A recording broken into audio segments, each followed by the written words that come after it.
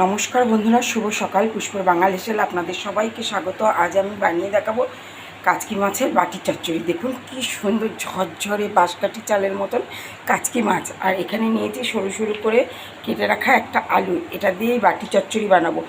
অল্প সময় রান্নাঘরে থাকবো, অথচ সুস্বাদু খাবার খাবো। যে গরম পড়েছে আর পরিবারের সবাইকে ভালো রাখবো আমরা, সেই ভেবেই এই ধরনের রান্নাবান্নাগুলো আমি শেয়ার করছি আপনাদের সাথে।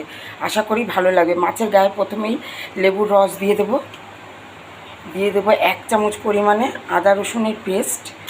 আর দিয়ে দেবো এই যে মিডিয়াম সাইজের 2টো টমেটো, 3-4টে কাঁচা লঙ্কা চেরা, আর একটা বড় সাইজের পেঁয়াজ কুচি। এরকম হাতে কচলে পেঁয়াজটা খুলে দিয়ে দেবো। এত সুস্বাদু হয় এই রেসিপিটা, একবার না খেলে আপনারা ভাবতেই পারবেন না। দিয়ে দেবো সামান্য পরিমাণে হলুদ গুঁড়ো, আর আন্দাজ মতন দেবো লবণ। এখানে বন্ধুরা দিয়ে দেবো একটু লঙ্কার গুঁড়ো, কালারটা ভালো হওয়ার জন্য। আপনারা চাইলে এটা স্কিপ করতে পারেন। দেবো কাঁচা সর্ষের তেল, একদম মাত্র 2-3 মিনিট হাতে সময় থাকলেই রেসিপিটা রেডি হয়ে যাবে একদম। এবার হাতের সাহায্যে মাছ মশলা একসাথে ভালোভাবে মাখিয়ে নেব। কোনো রকম ভিডিও স্কিপ করবেন না, পুরো ভিডিওটা দেখবেন।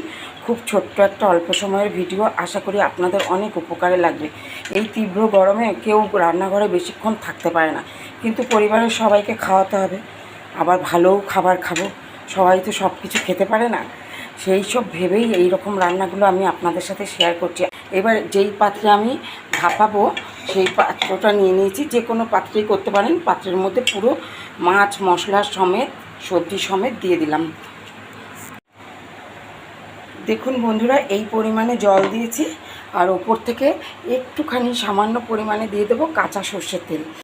এই কাঁচা সর্ষের তেলটা দিলে না বেশ একটা ঝাঁজ আসবে, ভালো লাগবে। এবার ঢাকা চাপা দিয়ে গ্যাস জেলে গ্যাসে বসিয়ে দেবো আমি মাত্র 3 মিনিটের জন্য। কি অপূর্ব দেখতে লাগছে দেখুন।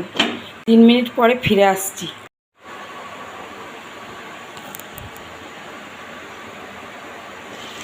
দেখুন তো বন্ধুরা কেমন হয়েছে।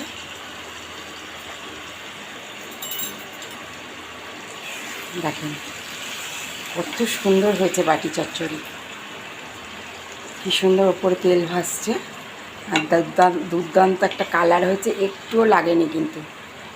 এবার ওপর থেকে দিয়ে দেবো কয়েকটা গন্ধরাজ লেবুর পাতা, দিয়ে ঢাকা দিয়ে রেখে দেবো। যখন খাবেন তখন গরম ভাতের সাথে পরিবেশন করবেন সপরিবারে।